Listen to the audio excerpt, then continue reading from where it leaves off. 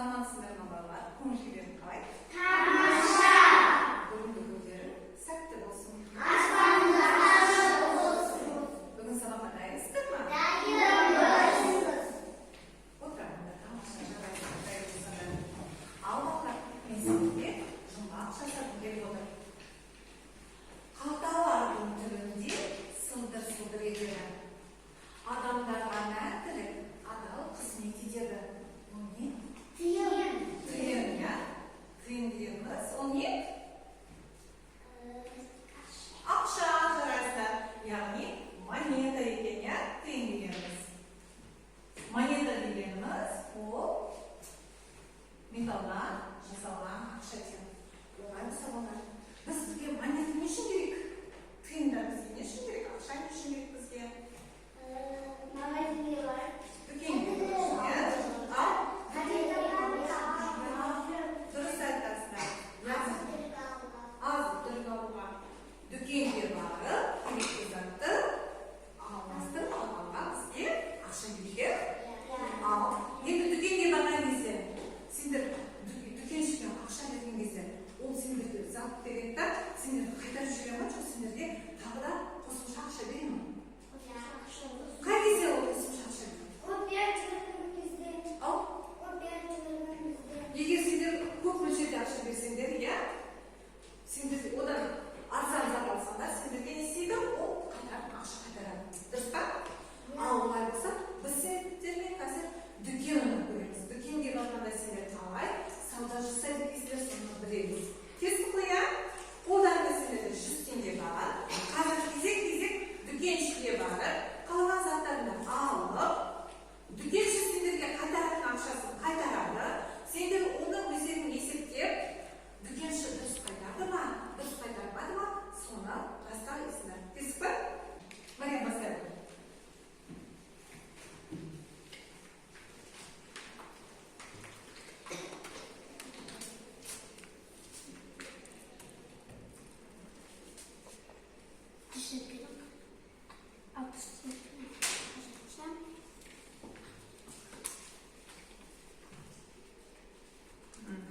Не істедік?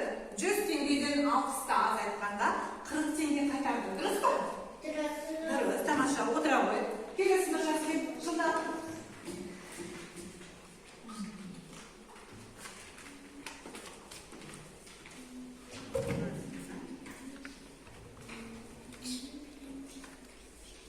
Теңгеден қаншаны азайтамыз, Кәусар? Нешені азайтамыз? 70 теңгені азайтамыз. Қанша теңге қайтарасың? 30 теңге қайтарасың. Дұрыс па, жас? Кесеміз ба 70 теңгеден? 100 теңгеден 70 теңгені азайтқан кезде 30 теңге қайтарады. Келесі Нұрали келеміз. Нұрали 100 теңгеге не алады екен? Нұрали 70 теңгелік сок алды. 70 теңгені жүзден азайтқанда болады. Қанша теңге болады? 30 теңге. Келсіз ма, Нұрали? Иә, Нұрали 30 теңгесін алып қайтады екен. Келесі, арқасы.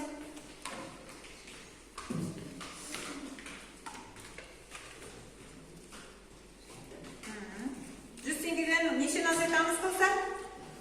60 теңге. Қанша теңге қайтарасың? 100-ден 60 азайтқанда неше теңге қайтарамыз?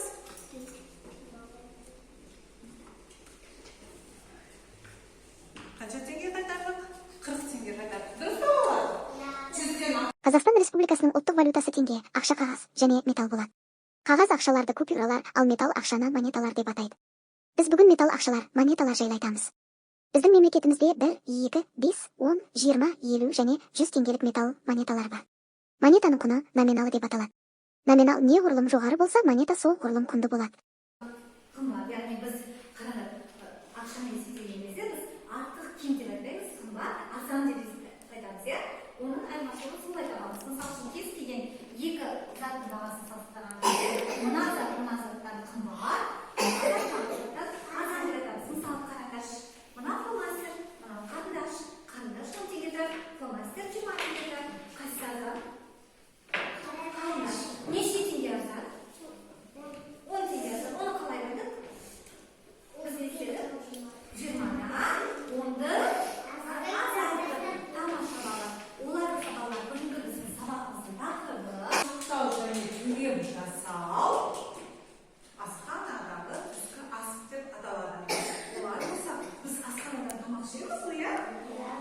енді өздеріңіз сол асханадан тамақты сатып алып аласыздар ма? Иә, олар болса қазір көреміз. Сендерге мен топтық тапсырма беремін. Үш топқа тапсырма. Яғни сендер бүгінгі өздерінің түскі астарында есептеп қанша теңге болатынын есептейсіздер. Мына жерге жазасыздар. Кесіп қояйық. Қолдарына қомасын алып, топпен ақылдасып орындадым.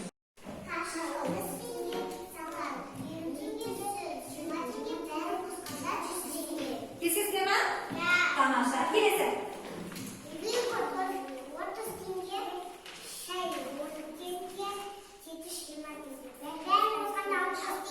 Алпыс теңге. 30 қосу 10 қосу 20 60 теңге. Келесіздер ме? Тамаша. Келесі.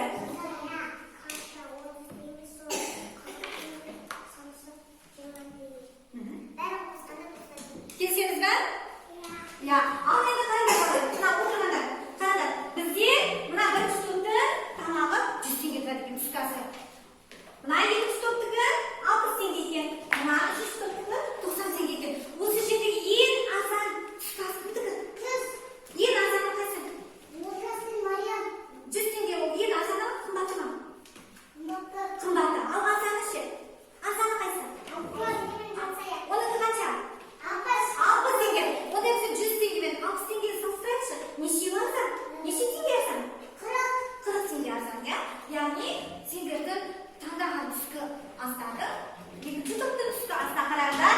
40 теңге қымбат екен сендердің. Екінші топты 40 теңге арзан екен. Отыра қойыңдар сендерге мына ұпайларына, иә? Топтарына негізіп қойыңдар. Біз соңында санаймыз, иә? Органайзерге. Енді қараңдар. Сендердің 60 теңге, мына топтың 90 теңге. Қай топтың тамағы қымбат? 90 теңге қымбатта, 60 теңге қымбатта? 90 теңге қымбат. Ал нешеу қымбат? Неше теңге қымбат? 90 теңге 60 теңгеден неше теңгеге қымбат? Оны қалай табамыз? Қалай анықтаймыз? 90 теңгемен 60 теңгені салыстырамыз ғой. Оның қанша теңге қымбат екенін табу үшін қалай анықтаймыз? Не істейміз? 60-тан 90-ды азайтамыз, дұрыс па? Мүмкін 90-нан 60-ды азайтатын шығармыз, иә? Олай болса 90-нан 60-ды азайтсақ неше болады? 30 теңге болады. Тамаша. Сендер де өз нелеріңе алғандар. Жарайсыңдар. Балалар, енді екінші тапсырма оқулықпен жұмыс. Әні дәптерге жазаймыз. Бұл жерде не істеу керек? Қараңдаршы, азық-түліктің бағалары ең арзанынан ең қымбатына қарай жазылды. Олар болса, ең арзан азық-түлік қайсы бұл жерде айтыңдаршы?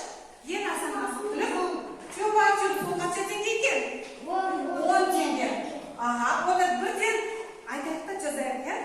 Тақтаға шығады. Мариям, шықшы.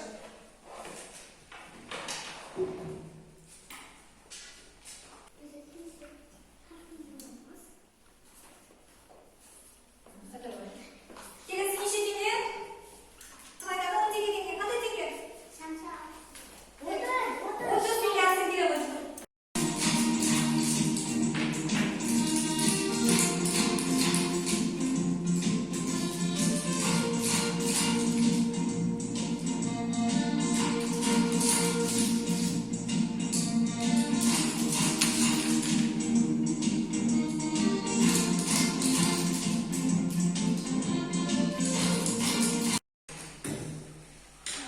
Тамаша бала.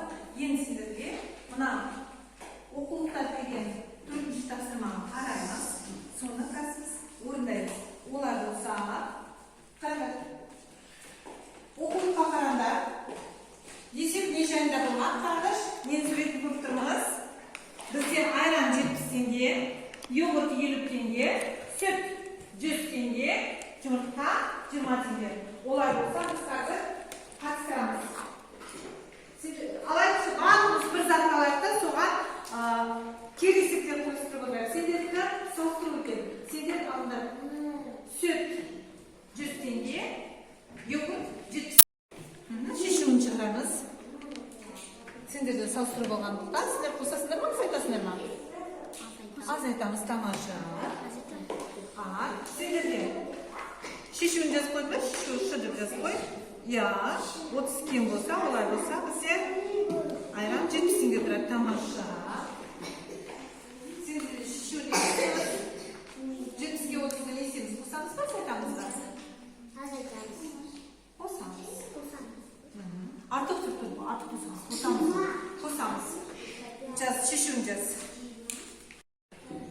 Süt. Ayran. Neçe tenge? Artık. Şişivi. Cevabı. 30 tenge artık ekan. Kelsizlarmi? Kelesi qarang. Kelesi. Opa. 70 tenge ne tenge? Ayran. 70 tenge. Süt. Belgisiz 30 tenge. Artık. Bizga süt beribsiz, onu qalay topamiz? Nesimiz? 70ga 30da 100 tenge. Ular bizga süt qancha tenge turadi? Süt 100 tenge turadi. Tamasha. Endi süt. Ayran 30 tenge keyin. Bizga ayranni topib kerak. Ayranni bahasini qalay topamiz? 100 tengega 30 tengani azaytiramiz. Ayranni bahasi nechaga teng? 70 tengega teng. Tamasha. Sizlarga endi cheki жұмыс beraman. O'zlaring o'sha yerdagi zatlarni sotib olish uchun mana bu bergan monetani qalay qo'llanasizlar, so'ngra sizib ko'rsatasizlar. Senga 150 tenge.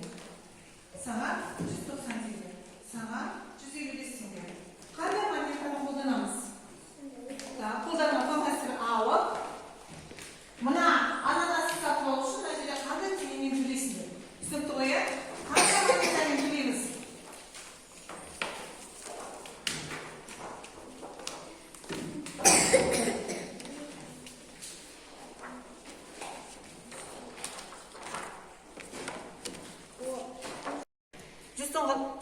Tenge bo'lishi ne istedin sen?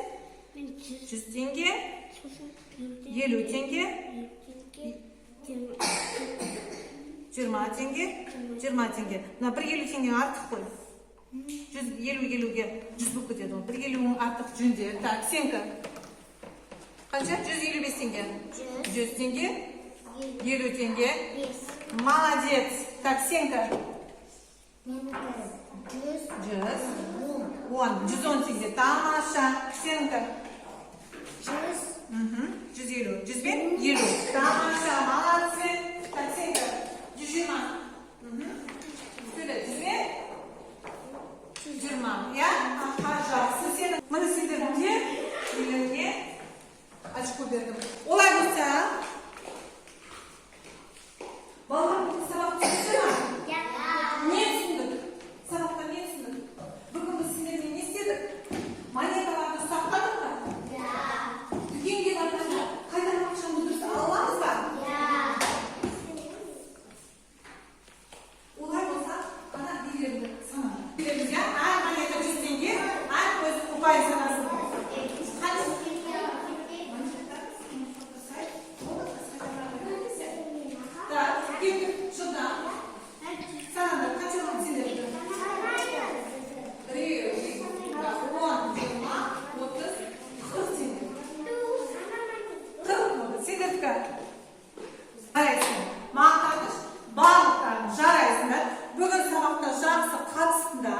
Yeni mana neni alamızda bugungi sabaqda ko'ngilimiz qanday?